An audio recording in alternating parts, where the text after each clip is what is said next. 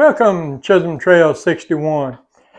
Let me ask you something. If you ever go to a restaurant, order you some mozzarella cheese sticks for an appetizer, and then say, man, if I could fix them at home, I'd have them all the time. Well, I'm going to show you how I do that coming up right now. Okay, the first thing we're going to need for our mozzarella cheese sticks, we got an 8-ounce block of cheese here. What we want to do, we want to just take and cut it about in half, right down the middle. And I'm going to set this one over here to the side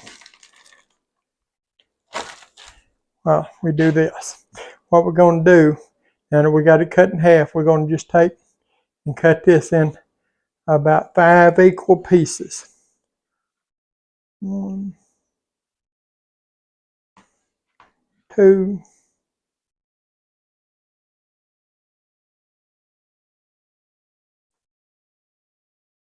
3, 4, and 5. Now what we want to do with these, we're going to lay these down, and you can see how wide they are. And we're going to split those right in half. So a half of a stick, a bar of mozzarella cheese, 8-ounce bar, that's 8-ounce bar of mozzarella cheese. Half of it will give you 10, you'll get 20, be able to do 20 mozzarella sticks out of one 8-ounce bar total. I'm just working with half of it right now, and then for the video, I'm just working with half of it.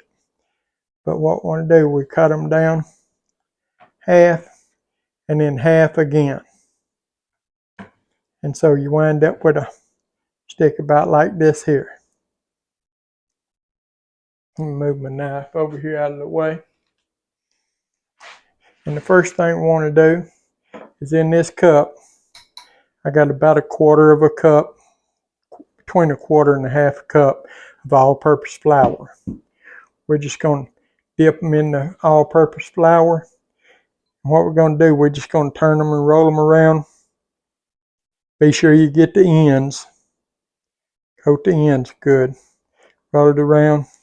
And then we're going to drop them over into the colander there. We want to get all of them coated in flour. Want to get them coated good. I'm trying to hold that up where y'all can see that better.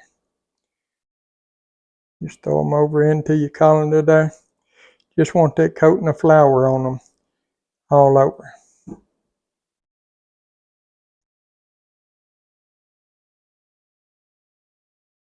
And I'm doing them one at a time because, like I said, I want to get them coated good. Now I'm only doing half of the bar right now, like I said, because if you use the whole bar, you can get 20 mozzarella sticks out of one bar mozzarella cheese, 8-ounce bar.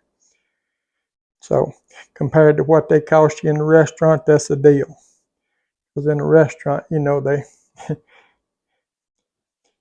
you buy 4 or 5 of them, you pay more than what you got in them with them if you make them at home. I'm just coating them in the flour and throwing them over in the colander. There's a reason I'm putting them in that colander there, strainer, whatever you want to call it. Once we get them rolled around and flour all over them and flour on both ends, what we're going to do, we're going to set this flour over here out of the way. And I can set this cutting board over here out of the way as well. I'm just going to sort of shake off that excess flour off of it. Till it still got a coat of flour, but you know, we got the excess flour shaken off. Yeah, what we got here, and I'm going to put on these gloves before I start this dipping and breading process, because I don't want to get eggs all over my hands. We got 2 eggs, 2 large eggs here. We're going to bust these 2 large eggs in here. And I got me a thing back here where I can set that.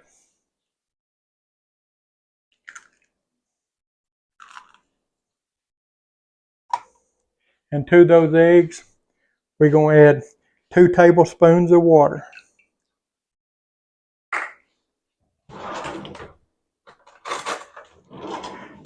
Now I'm just going to take a fork, sort of mix those up. They're good.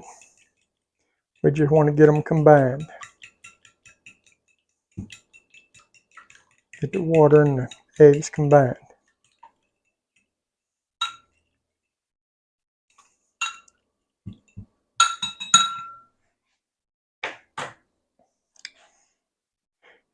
In this bowl here, I got 2 cups of Italian breadcrumbs.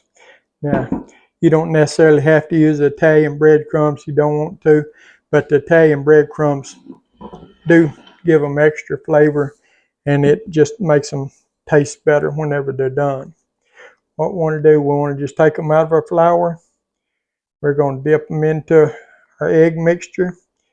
Be sure you get them coated good in the egg mixture and let all the excess drip off.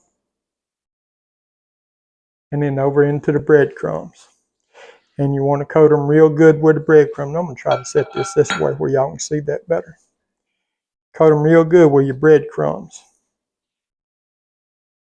And it doesn't hurt to push them down in those breadcrumbs, and be sure those breadcrumbs stick to them good. Yeah, stuck my finger in the wrong hand there.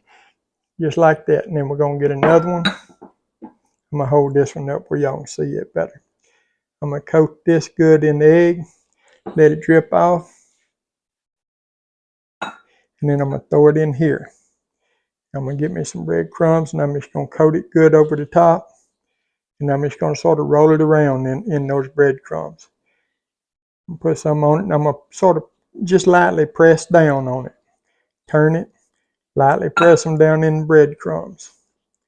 Lightly press them into the breadcrumbs. And you set it over here on the plate. I'm hoping y'all can still see that there, right there. Put you in there. We're going to do these 10 like this.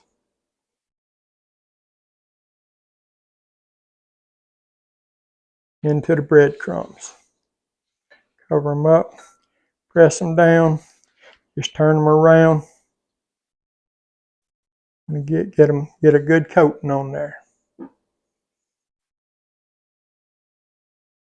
I'm using the wrong hand there. I get confused on my hands. I guess I should have put the glove on one hand, and I probably wouldn't have done that, would I?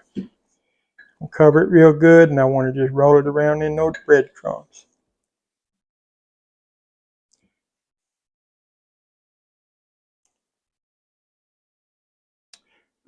I'm going to put a couple of them in there this time, 2 or 3 of them at a time, so y'all don't have to sit there for 10 minutes and watch me do this. Pick it up, throw it over in there. Pick it up, throw it in there. Yep, about to drop that. Just want to let some of that excess egg come off of it. Turn them around in your breadcrumbs good. Just sort of push them down into your breadcrumbs. By pushing them down into your breadcrumbs, it helps that bread to stick to them. And that's the part that restaurants do to their food that they don't tell people why. Sometimes, you wonder why your breading don't look like it does in the restaurant, how theirs is always so full and fluffy and stuff. Well, that's why, because what they don't tell you is whenever they bread theirs, they press it down in there.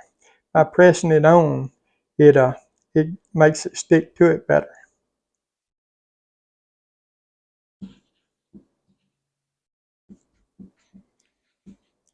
We want to get a good coat.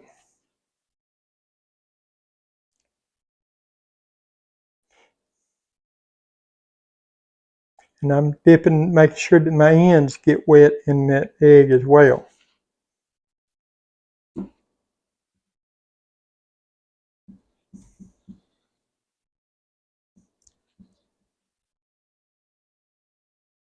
I'm getting breadcrumbs on the ends, on both ends there, as you can see.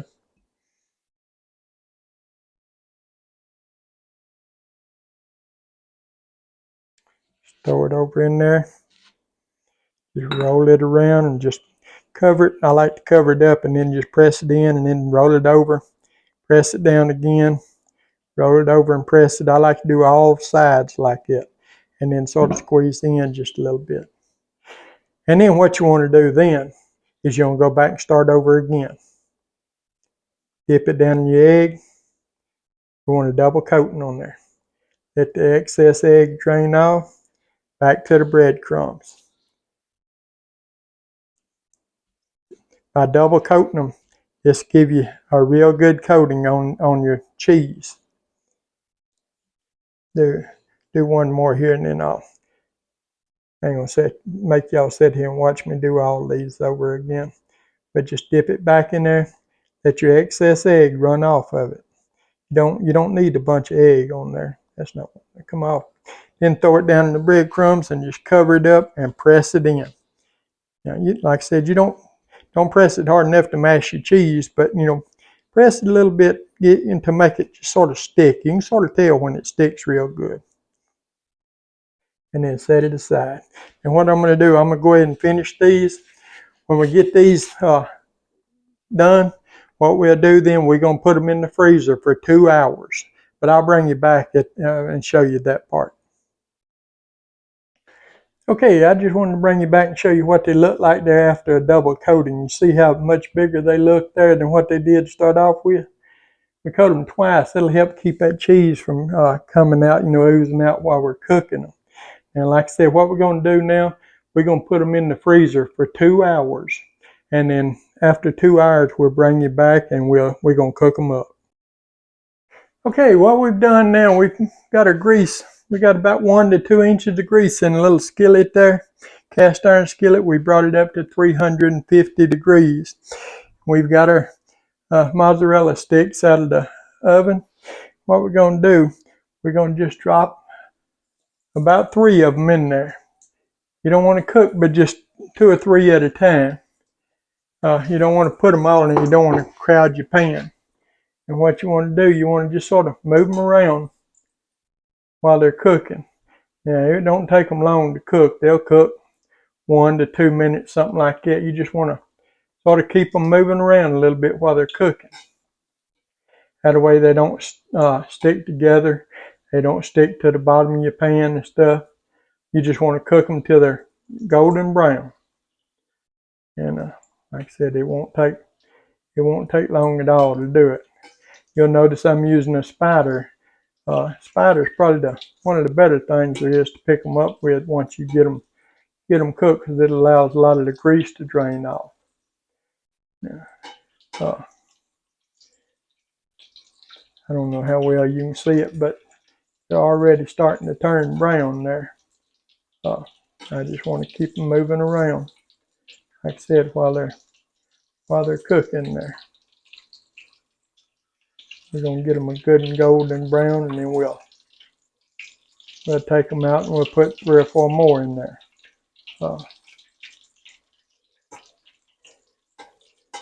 One thing, because they're frozen, we put them in the freezer for a couple hours. You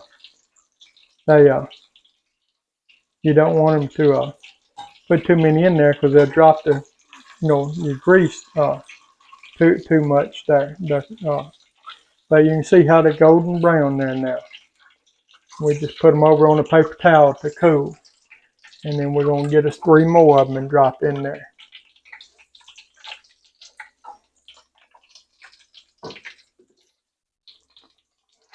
And we're going to do the same process this. We're just going to keep them moving around a little bit till we get them cooked up. I'm not going to sit here and make you watch me cook all of them. We're going to do the same process. These, just cook them till they're golden brown like the other ones. I'll show you here what they look like. They just come out.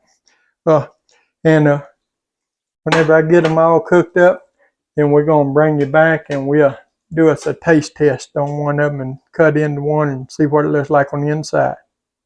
Okay, we got our mozzarella cheese sticks cooked up there. We're going to open this one up. We're going to see, look at there. Look at that, would you? Look at there.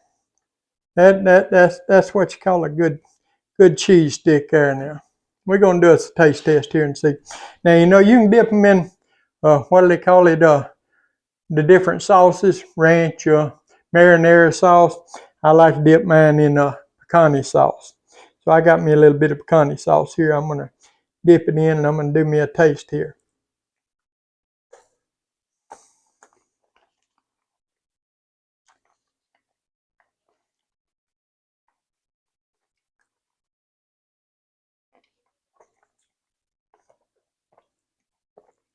Man, that is as good, if not better, than any you can ever get in a restaurant.